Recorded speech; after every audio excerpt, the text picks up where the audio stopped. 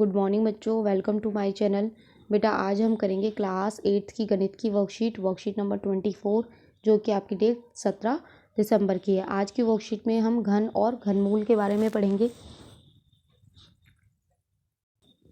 चलिए प्यारे बच्चों, हम घन और घनाभकार ठोस आकृतियों के बारे में जानते हैं।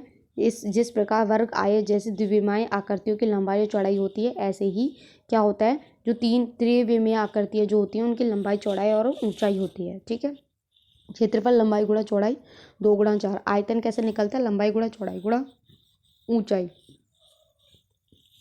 चलिए अब देखिए, यहाँ से देखते हैं घन की भुजा की माप। अगर एक इकाई है तो घन का आयतन क्या होगा। आयतन का मतलब होता है बेटा लंबाई गुणा चौड़ाई गुणा ऊंचाई। तो घन का आयतन और घन की सारी साइड्स बराबर होती हैं, तो 1 गुणा 1 गुणा 1। 1 को हम कितनी बार गुणा करेंगे, 3 बार। तो 1 का आयतन कितना आ गया, 1 घन इकाई।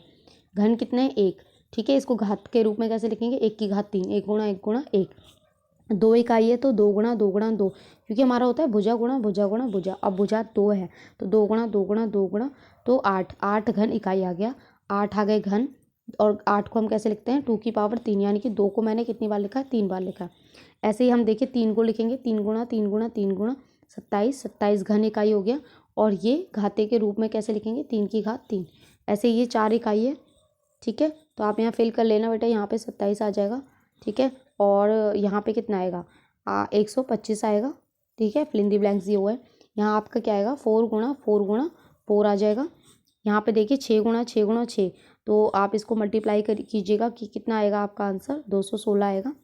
ठीक है, और यहाँ कितना आएगा, 6 को हमने कितनी बार लिखा, 3 बार लिखा। इसके बाद यहाँ देखिए, यहाँ 7 को गुणा करेंगे 3 बार तो 343 आएगा।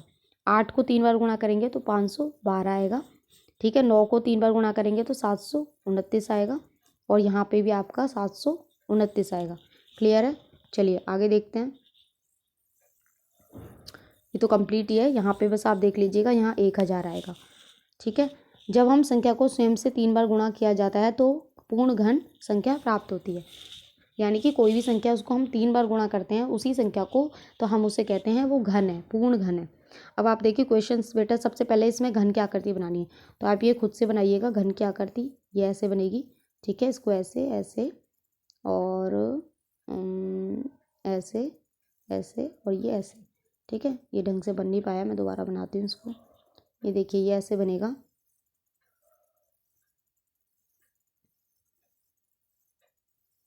ये आपका घन बन गया। ठीक है, चलिए क्वेश्चन करते हैं बेटा। नीचे दी गई संख्याओं को घन ज्ञात कीजिए। तो 11 की घात 3 है, तो यानी कि आपको 11 गुणा 11 गुणा 11 लिखना है। तो 11 गुणा जब आप इन सबको गुणा करोगे तो आपका आएगा इतना। ठीक है, 1331। 12 का क्यूब है, 12 गुणा 12 गुणा 12 करोगे तो 1728 आएगा। 13 को है, 13 गुणा 13 गुणा 13, यानी कि 13 को 3 बार गुणा करोगे तो आपका आएगा 2197। 14 का है, 14 गुणा 14 गुणा 14 करोगे तो 2744 आएगा। 16 को 15 का गुणा 15 करेंगे तो 3375 आएगा। 16 को करेंगे 3 बार गुणा करेंगे तो आपका आएगा 1536। ठीक है, नहीं ये कुछ गलत है, ये अभी मैं देखती हूँ।